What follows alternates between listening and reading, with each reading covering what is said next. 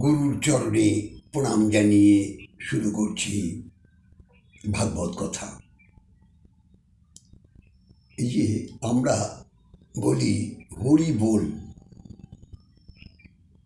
আমরা যারা আপনারা কৃষ্ণ ভক্ত আপনারা মুখে বলেন হরি বল।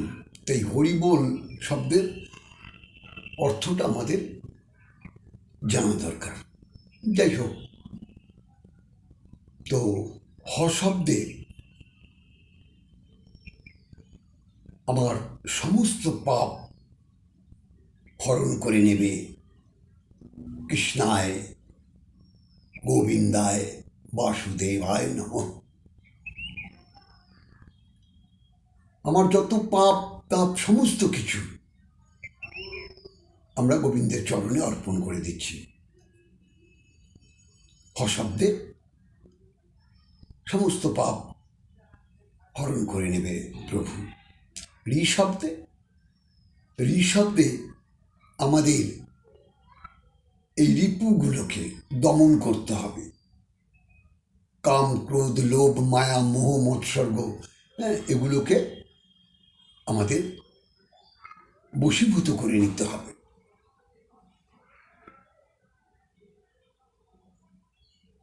ষড়রিপু দশ ইন্দ্রিয়, চক্ষু, কর্ণ, নাসিকা, জিভ, ত্বক, হস্তযুগল, পদযুগল, এই যে রিপুগুলোকে আমাদের বশীভূত করতে হবে।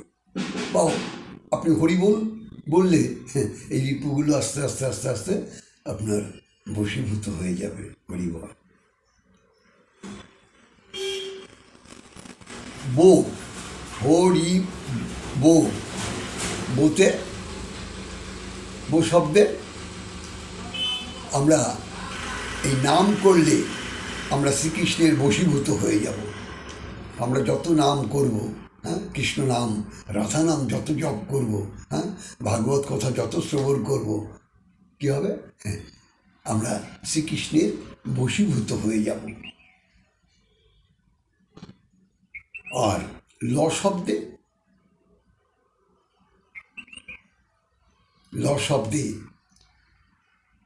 লোভ লালসা, যেটা আমরা বলছি ত্যাগ করতে, লোভ লালসা আপনাকে ত্যাগ করতে বলেছে ভাগবত। তো লোভ লালসা থাকা আমাদের বিশেষ প্রয়োজন। এই ইহু জগতের লোভ লালসা, অর্থের লোভ, বিষয় সম্পত্তির লোভ, এগুলোর কথা বলেনি। বলছে কৃষ্ণ চরণ পাবার যে লালসা, জন্ম জন্মান্তরের সুকৃতির ফলে এত সুন্দর মানব জন্ম পেয়েছি। সেই জন্ম পেয়ে আমাদের কৃষ্ণ চরণ পাওয়ার যে লালসা, সেই লালসাটা আমাদের থাকা অবশ্যই প্রয়োজন।